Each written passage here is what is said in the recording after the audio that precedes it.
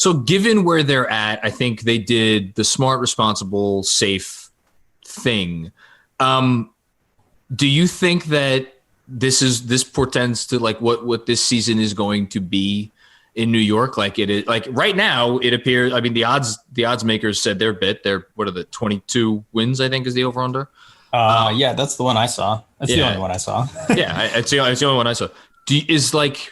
Which again, just to be clear, fine with me. And we could talk about maybe some of the things that they could have done. I don't necessarily know that there is anything that jumps out, but I'm curious to hear. But do you think this is what this is going to be this season? That they're just going to be a bad team who, probably plays young guys, maybe not as much as some fans would like, or do you expect there to be a pivot of some kind between now and, I don't know, the trade deadline?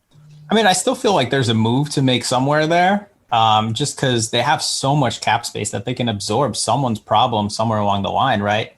But yeah, I don't know, unless the Russell Westbrook trade happens, like what is there to this team?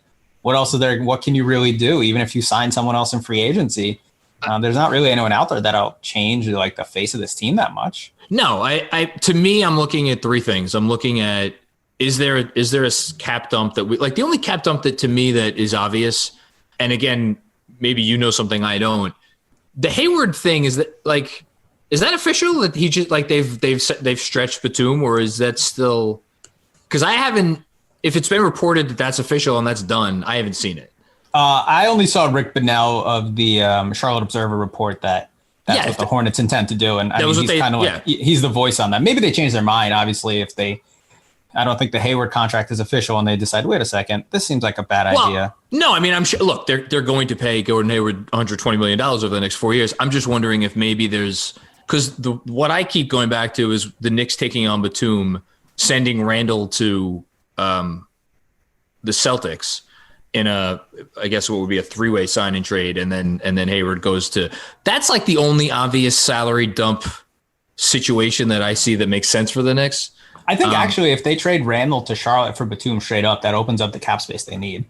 Charlotte does to sign Hayward. if what I've read about the Hornets cap situation is correct. No, it's 7 point something. So Batum's at 27 and Randle's at about 19 and change. So yeah, I guess that would.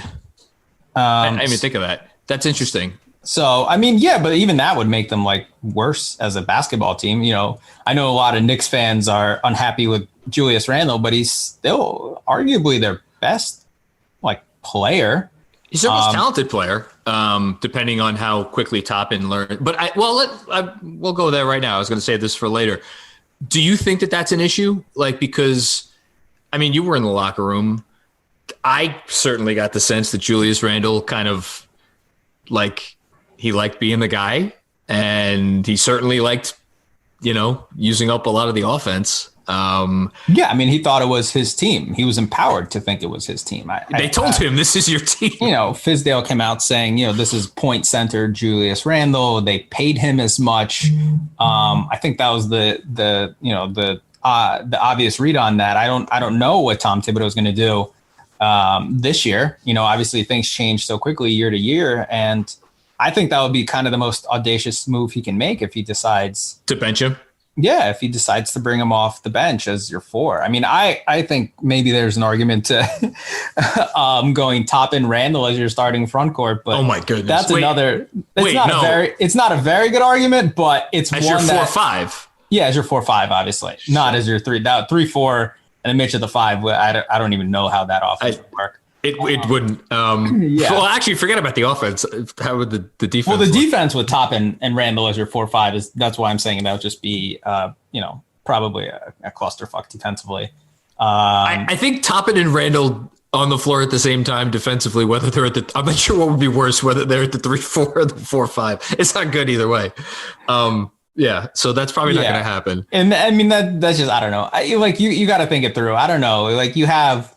Nerlens Noel signed. He played about 13 minutes, I think, in Oklahoma City last year. Yeah. We'll see if they give Omari Spellman any time. I doubt if they do, it'll be much. Again, you can see how Kevin Knox would get some minutes at the 4. RJ Barrett, kind of really in small ball lineups. You even going through this, I did the same thing in my newsletter yesterday or whatever it was, that like there's just a lot of pieces. And I think not necessarily that it always works out poorly when you have too many, when it's like too much of a game of musical chairs and there's like a whole lot more people than there are chairs.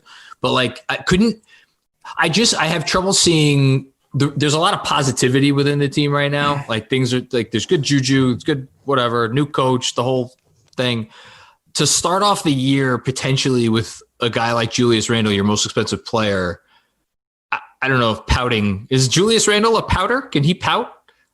I feel like he's capable of pouting, right? I agree with you. I understand what you're saying. Like if you start off and you go through the whole thing where you start the season, we'll go into training camp and I'm sure Tom Thibodeau will say the line of, we don't have starters yet. We don't know. We'll see what training, like Fizdale did the same thing. Yeah, they all said that. But you can tell like who's in contention based on how they do the, the lineups and scrimmages and practices and all that stuff. So I think it would probably, I don't know. I wouldn't be surprised if issues start arising if Julius Randle doesn't start. Understandably so, actually.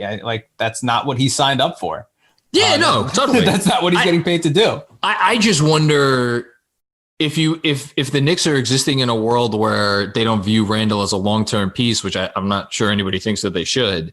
It's a matter of like, all right, well, if you rehab his value to a certain point, like what does that get you? Is anyone ever giving you a first-round pick for Julius Randle? I don't think so. Maybe you again have heard differently. Just because of the contract is like, I don't think it's that great. So that's why I thought of that idea.